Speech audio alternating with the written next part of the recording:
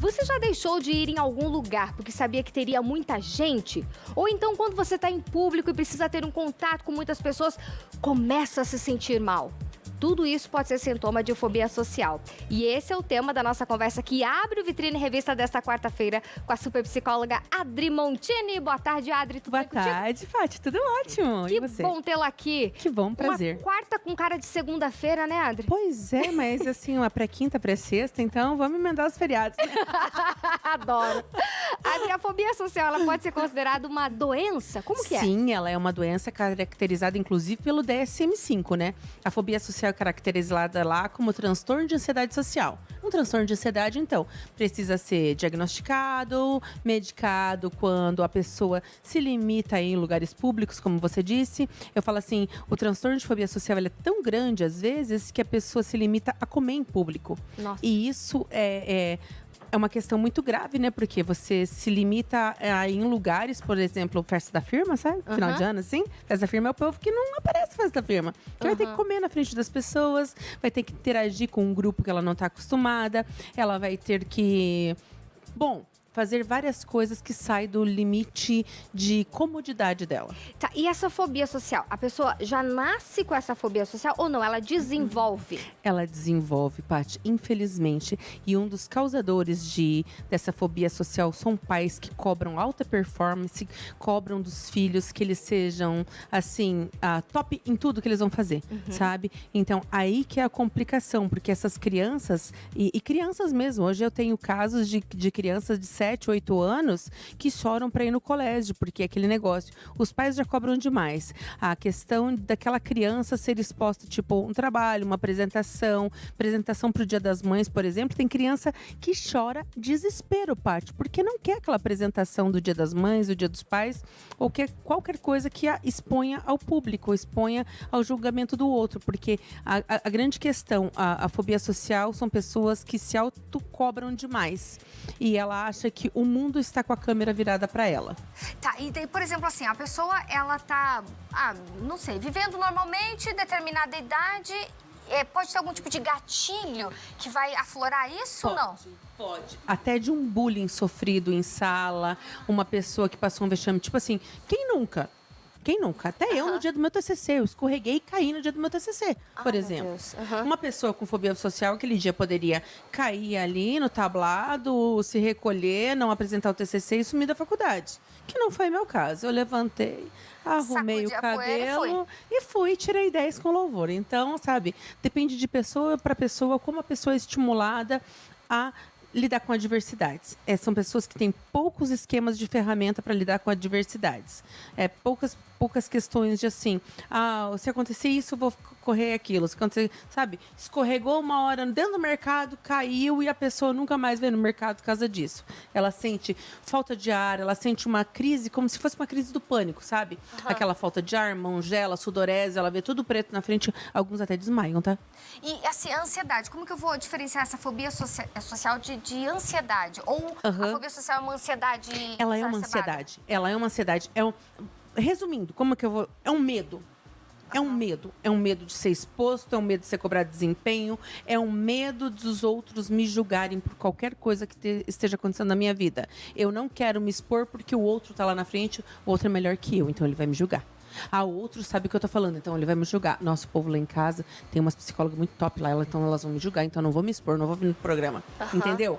É um medo desse desempenho que ela vai ter com o julgamento do outro. E claro, sempre tem quem sabe mais que eu, sabe mais que você, sabe mais que o outro. Mas assim, a pessoa, não, eu não vou me expor porque isso é demais pra mim.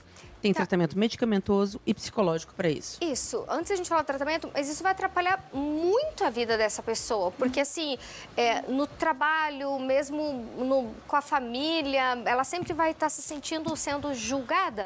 Ela se sente confortável apenas com família e aqueles familiares, assim, mais que tem contato mais estreito. Tá. Sabe?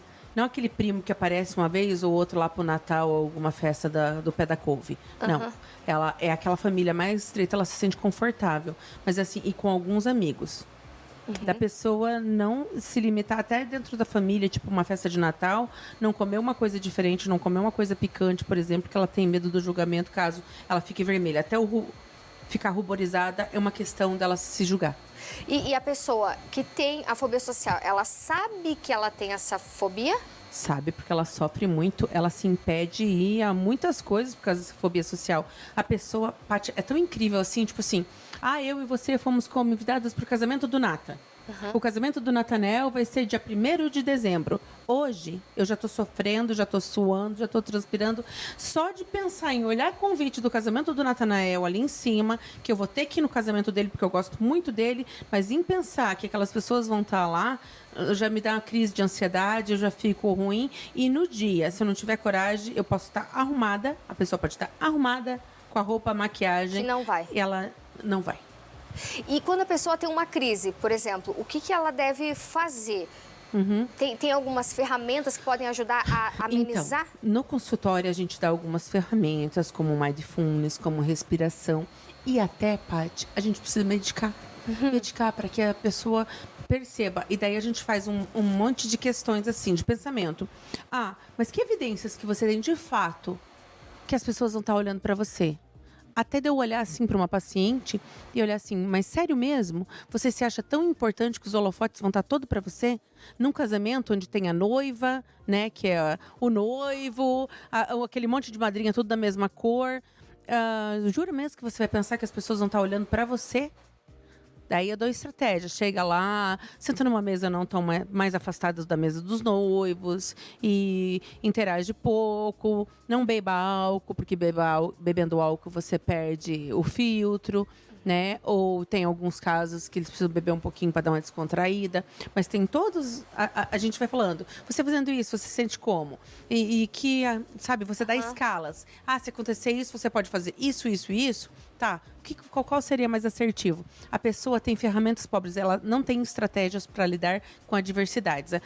É como se uma pessoa, assim, ela se cobrasse tanto que ela andasse sempre dentro do protocolo, sabe? Eu tenho um protocolo de um ritual que eu tenho que fazer assim, assim. E o que sai fora daquele protocolo, eu me desorganizo inteiro. Tá, a pessoa que está passando por situações assim, ela consegue atingir, vamos chamar de cura, não sentir mais isso? Ou ela vai estar sempre tendo que cuidar? Com um tratamento bem específico, com uma medicação para ela baixar essa ansiedade, porque muitas vezes a gente tem que ver as comorbidades. O que ela tem junto? Será que ela tem uma depressão? Porque gente que se afasta demais começa a ficar muito sozinha, começa a ficar deprimido. A gente tem que ver o que mais ela tem junto. Isso é uma outra história para um outro pôr do sol, sabe? Mas sim, ela consegue ter uma vida praticamente normal em lugares, ela consegue ter esquemas que ela vai descobrir que ela não é o centro das atenções, que ela não é aquele alecrim dourado que ela imagina. E que ela pode viver. E que ela pode viver, pode ter vida, pode ir pra praia, pode colocar biquíni, que ela será... A gente coloca assim, meu amor, você vai ser mais um na multidão. E isso é incrível, parece que é arrogante, mas isso dá um alívio pra pessoa quando ela descobre que ela é mais um na multidão, que liberta ela da vida.